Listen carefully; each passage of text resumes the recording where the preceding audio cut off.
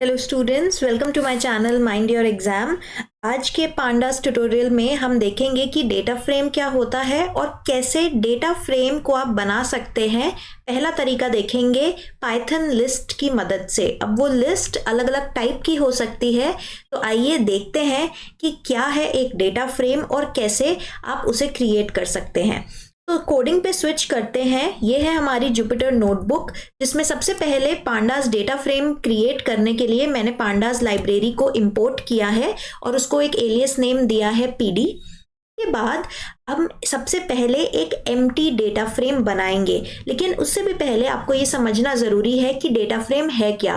देखिए, पांडास के दो मेन डेटा स्ट्रक्चर्स आपको समझने हैं। पहला है सीरीज, जिसपे हमने डिटेल में 7-8 वीडियो लेक्चर्स ऑलरेडी क्रिएट कर दिए हैं। सीरीज एक वन डायमेंशनल डेटा स्ट्रक्चर होता है जिसपे एलिमेंट्स आप स्टोर कर सकते हैं और उन पे ऑपरेशंस परफॉर्म कर सकते हैं। सीरीज के कुछ एट्रीब्यूट्स, मेथड्स और फंक्शंस भी हमने देखे हैं।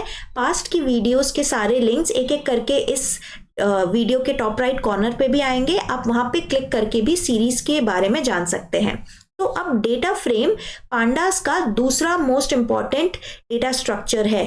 सीरीज एक वन डायमेंशनल डेटा स्ट्रक्चर है जिसमें डेटा एक कॉलम के फॉर्म में स्टोर होता है, उस तरीके से आप इमेजिन कर सकते हो। और डेटा फ्रेम में एक से ज्यादा कॉलम्स यानी 2 डायमेंशनल डेटा स्टोर होता है और आप इसे एक मैट्रिक्स की तरह इमेजिन कर सकते हो, या फिर मल्टीपल सीरीज को जब हम वर्टिकली साथ में एडजेसेंट रख दें तो आप एक डेटा फ्रेम को उस तरीके से भी सोच सकते हो। तो नंबर 1, सीरीज एक 1 डायमेंशनल डेटा स्ट्रक्चर है पांडास का। डेटा फ्रेम एक 2 डायमेंशनल डेटा स्ट्रक्चर है पांडास का। और सीरीज में सारे एक ही कॉलम की तरह सारे एलिमेंट्स एक ही कॉलम में अरेंज्ड होते हैं, जबकि डेटा फ्रेम में मल्टीपल कॉलम्स होते हैं और हर कॉलम को आप एक सीरीज की तरह सोच सकते हो। डेटा फ्रेम के हर कॉलम का डेटा टाइप सेम होगा, लेकिन अलग अलग कॉलम्स के डेटा टाइप डिफरेंट हो सकते हैं। मतलब ऐसा हो सकता है कि जो पहला कॉलम है वो उसमें सारी इंटीजर वैल्यूज हैं, जो दूसरा कॉलम है उसमें सारी स्ट्रिंग वैल्यूज हैं, लेकिन एक कॉलम में सेम टाइप का डेटा होगा डेटा फ्रेम में। तो आइए देखते हैं कि एक एम्प्टी डेटा फ्रेम पांडास में कैसे क्रिएट करोगे। पांडास में डेटा फ्रेम क्रिएट करने के लिए आपको data frame D capital F capital ये फंक्शन कॉल करना है। और इसे कैसे आप कॉल करोगे? पांडास या पीडी डॉट ऑपरेटर और उसके बाद डेटा फ्रेम, फिर आप राउंड ब्रैकेट्स लिखेंगे। राउंड ब्रैकेट में अगर आप कुछ पास नहीं कर रहे तो मतलब ये एक एम्प्टी डेटा फ्रेम क्रिएट होगा। केस में डेटा फ्रेम को मैंने नाम दिया है df_1 और जब इसे क्रिएट करके मैंने प्रिंट कराया, आप देख रहे हैं output empty data frame create हुआ है। इसके कॉलम्स भी खाली हैं और इसमें इंडेक्स भी नहीं है। जैसे कि सीरीज में जब हमने देखा था, जब हम एक पांडास सीरीज क्रिएट करते हैं तो उसके साथ सीरीज के एलिमेंट्स के सामने उनके इंडेक्स वैल्यूज भी ऑटोमेटिकली प्रिंट होते हैं। उसी तरीके से डेटा फ्रेम में भी इंडेक्स वैल्यूज और एलिमेंट्स सारे सामने आपको प्रिंट होके दिखेंगे। लेकिन क्योंकि ये एम्प्टी डेटा फ्रेम है, इसमें आपको पांडास बता रहा है कि इस डेटा फ्रेम में कोई कॉलम नहीं है, और ना कॉलम नहीं है तो उनके इंडेक्स वैल्यूज भी नहीं होंगी। अब आइए देखते हैं डेटा फ्रेम को एक नॉन एम्प्टी डेटा फ्रेम कैसे क्रिएट कर सकते हैं। तो non empty data frame create करना मतलब आपको कुछ वैल्यूज पास करनी है।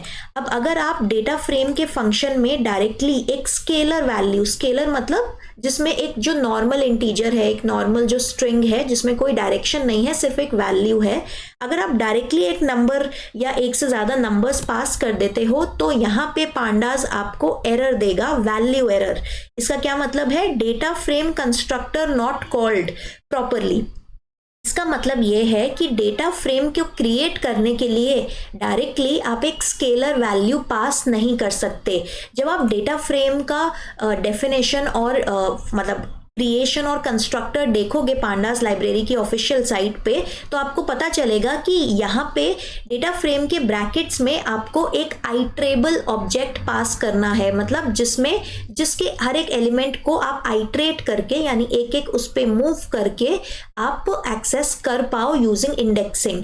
तो यहाँ पे सबसे इजी तरीका डेटा फ्रेम को क्रिएट करने का है कि जो भी एलिमेंट्स आपको डेटा फ्रेम में चाहिए उस एलिमेंट को आप लिस्ट बना के पास करिए। तो यहाँ पे जब मैंने सेम चीज लिस्ट की तरह पास करी है तो ये एक डेटा फ्रेम बन गया है जिसमें एक ही एलिमेंट है, यानी एक सिंगल कॉलम है 0 जिसमें एलिमेंट है 10 और एक ही रो है 0 जो 0,0 पे रो कॉलम के इंटरसेक्शन पे एलिमेंट प्रेजेंट है 10।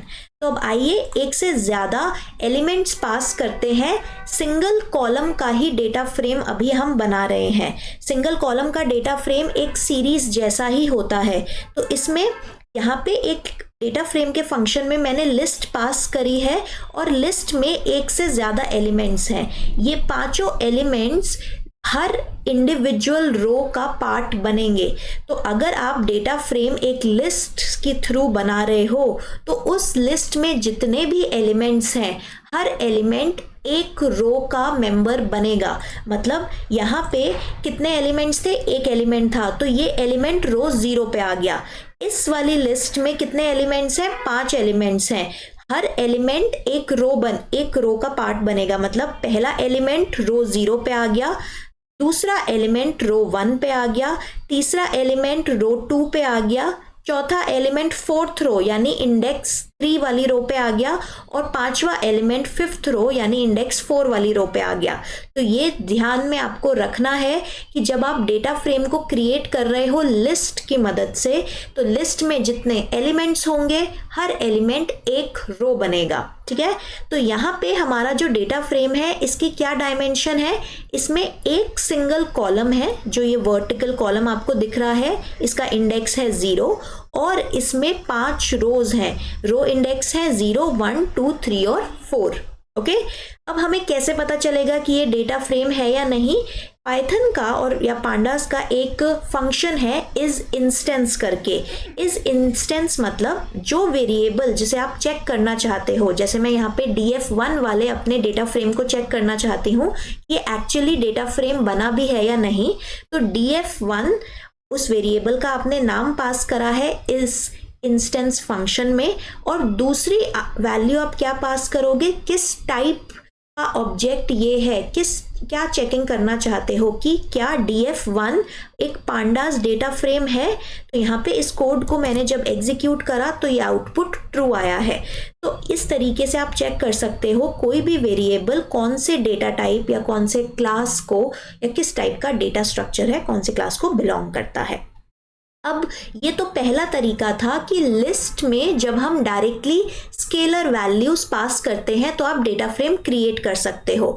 अब इसके थ्रू अगर आपने इंडिविजुअल स्केलर वैल्यूज पास करी हैं तो वो एक रो में एक एक एलिमेंट ही आएगा। पर अगर आप एक 2 डायमेंशनल स्ट्रक्चर ऐसा बनाना चाहते हो जिसमें एक रो में एक से ज़्यादा एलिमेंट्स आए तो आप लिस्ट के अंदर और लिस्ट्स पास करोगे एज एलिमेंट्स। तो जैसे मैंने बताया कि अगर जो आपकी लिस्ट है जो डेटा फ्रेम में पास हो रही है, ये जो आउटर लिस्ट जो ये ब्रैकेट्स हाईलाइट करे हैं मैंने, अब आपको इसमें देखना है कि कितने एलिमेंट्स हैं।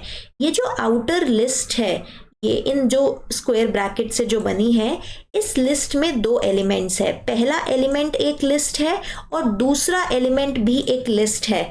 और जैसे कि मैंने आपको अभी बताया कि हर एलिमेंट एक रो बनेगा। तो ये जो पहला एलिमेंट है जो खुद में एक लिस्ट है ये पहली रो बन जाएगी और ये जो दूसरा एलिमेंट है जो सेकंड लिस्ट है वो दूसरी रो बनेगी इस डेटा फ्रेम की।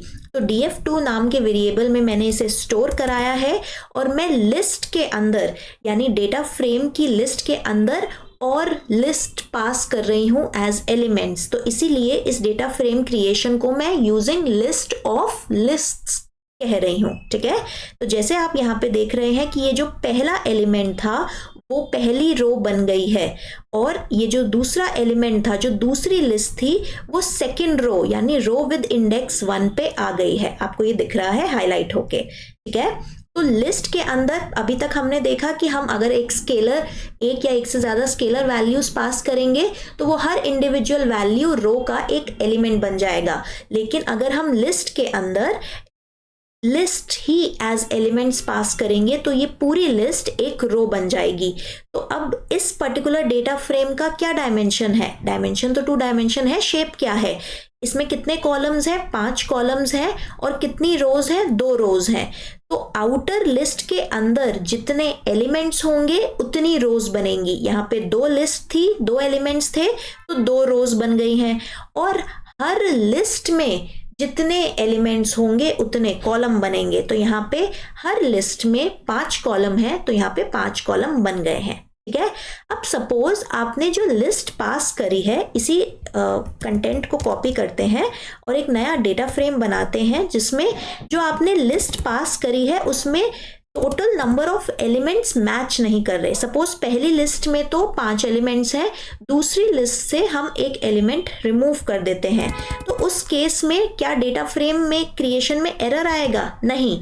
डेटा फ्रेम बहुत ही स्मार्ट फंक्शन है। तो ये क्या करता है कि पहले इसने चेक किया कि दोनों में से किस में मैक्सिमम एलिमेंट्स हैं, उतने कॉलम्स तो बन जाएंगे। तो पहली लिस्ट के सारे एलिमेंट्स आ जाएंगे पहली रो में, और जो दूसरी लिस्ट है उसके 4 एलिमेंट्स ही हैं, 5 एलिमेंट्स नहीं है, तो 4 एलिमेंट्स सेकेंड रो में आ जाएंगे। और जितनी भी एम्प्टी पोजीशंस बचेंगी उसमें पांडास फिल कर देता है नैन वैल्यू। नैन यानी नॉट अ नंबर, मतलब यहाँ पे वैल्यू यूजर ने स्पेसिफाई नहीं की है, पर ये एक न्यूमेरिक डेटा टाइप की तरह ही कंसिडर किया जाता है। और आप देख रहे हैं ये जो पर्टिकुलर कॉलम है, अभी तक जो कॉलम 0 है, 1, 2 और 3, ये सारी इंटीजर वैल्यूज आ रही हैं। बट जैसे ही कॉलम 4 में यहाँ पे नैन आया है तो इसका जो दूसरा एलिमेंट था 50, उसे इंटीजर से फ्लोट में कन्वर्ट कर दिया गया। ठीक है। ऑलराइट, लास्ट तरीका देखते हैं कि कैसे लिस्ट के थ्रू आप डेटा फ्रेम क्रिएट कर सकते हो। लेकिन इस केस में लिस्ट में हम ना स्केलर पास करेंगे ना और लिस्ट पास करेंगे। हम इसमें आउटर लिस्ट में डिक्शनरीज पास करेंगे। और हर डिक्शनरी क्या बनेगी? हर डिक्शनरी एक एलिमेंट बनेगी, एक रो नहीं कहूंगी मैं। आइए देखते हैं कि कैसे क्रिएट होगा, तब आपको डिफरेंस पता चलेगा। तो यहाँ पे मैंने 2 डिक्शनरीज बनाई हैं। D1 में 3 एलिमेंट्स हैं, 3 की वैल्यू पेयर्स हैं। पहला पेयर है A10, दूसरा पेयर है B और 20, तीसरा पेयर है C और 30। सिमिलरली यहाँ पे दूसरी डिक्शनरी मैंने बनाई है A50, B60 और C70। अब इसके बाद पहले तो ये देखते हैं कि क्या आप डायरेक्टली बिना लिस्ट में पास किए इस डिक्शनरी से डेटा फ्रेम बना सकते हो क्या? नहीं। जब आपकी डिक्शनरी में स्केलर वैल्यूज हैं, यानी जो की वैल्यू पेयर में वैल्यू वाला पार्ट है वो इंडिविजुअल वैल्यूज हैं, स्केलर वैल्यूज हैं, तब आप डायरेक्टली डिक्शनरी को पास करके नहीं आप एक डेटा फ्रेम बना सकते। यहाँ पे लिखा आ रहा है value error, if using all scalar values you must pass an index. जैसे कि मैंने बोला कि डिक्शनरी से अगर आपको डेटा फ्रेम बनाना है तो उसका एक सेपरेट तरीका है जो मैं नेक्स्ट वीडियो में कवर करूंगी, अपकमिंग वीडियोज में कवर करूंगी। लेकिन अगर आपकी डिक्शनरी ऐसे है जिसमें सारी वैल्यूज स्केलर वैल्यूज हैं तो आपको उस डिक्शनरी को लिस्ट में एनक्लोज करना पड़ेगा।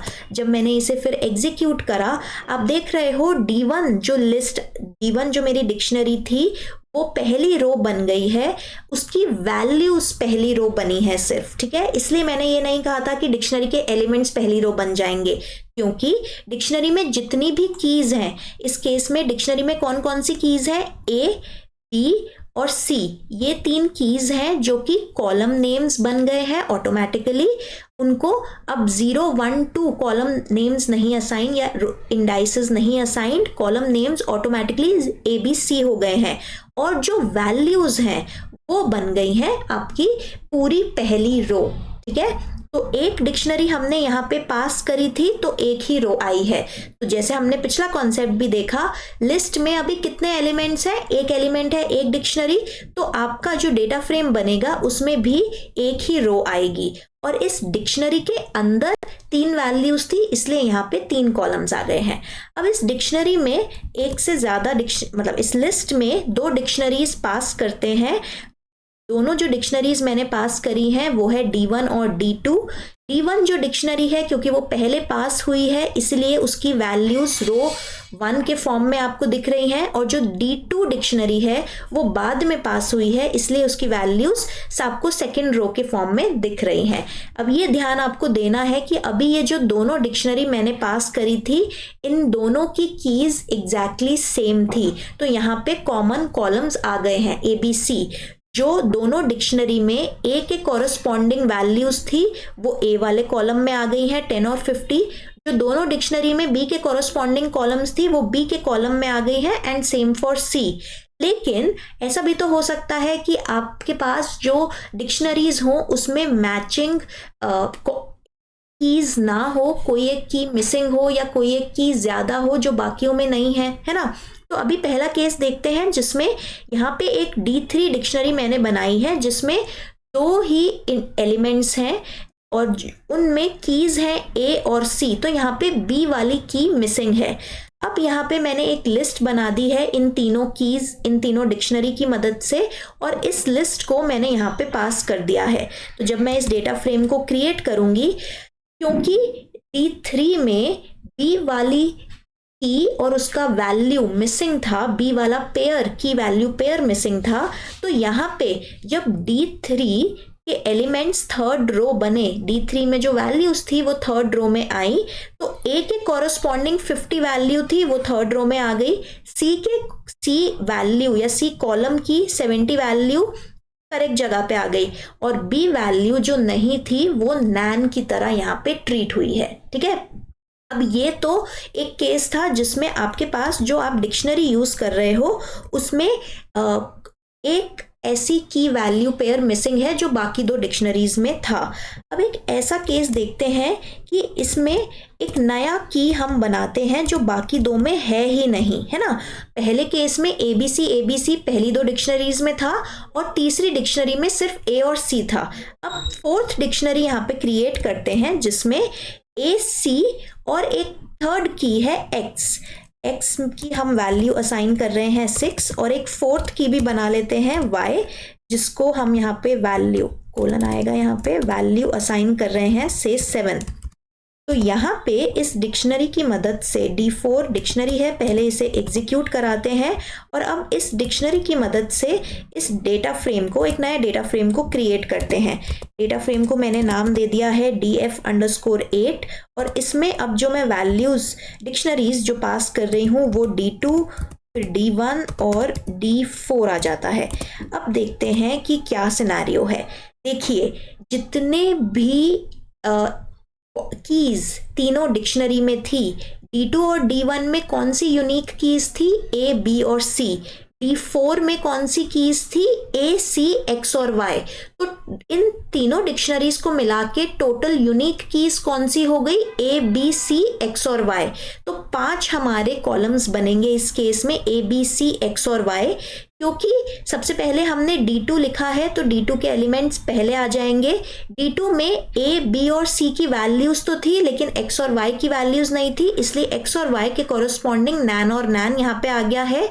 D1 में कौन कौन सी वैल्यूज थी? अगेन A, B, C की वैल्यूज थी, नैन और नैन सब्स्टिट्यूट हो गया है X और Y की जगह, और D4 में B की वैल्यू मिसिंग थी, बाकी सारी वैल्यूज थी, तो B कॉलम में नैन वैल्यू आ गई है। ठीक है, तो ये थी आज की हमारी ट्यूटोरियल वीडियो जिसमें हमने देखा कि एक डेटा फ्रेम क्या होता है, एक एम्प्टी डेटा फ्रेम आप कैसे क्रिएट कर सकते हो, क्या क्या एरर्स आ सकते हैं जब आप वैल्यूज पास करो डेटा फ्रेम को क्रिएट करते टाइम, और लिस्ट की मदद से, list of scalar, list of list और लिस्ट ऑफ डिक्शनरीज की मदद से कैसे आप एक डेटा फ्रेम बना सकते हो पांडास का। सो आई होप आपको वीडियो अच्छी लगी हो। प्लीज हमें कमेंट सेक्शन में बताइए अगर कोई डाउट है या कैसी लगी आपको वीडियो और कौन सी नेक्स्ट वीडियो आप इस प्लेलिस्ट में देखना चाहेंगे। Thank you for watching. Till we meet in the next video. Mind your exam.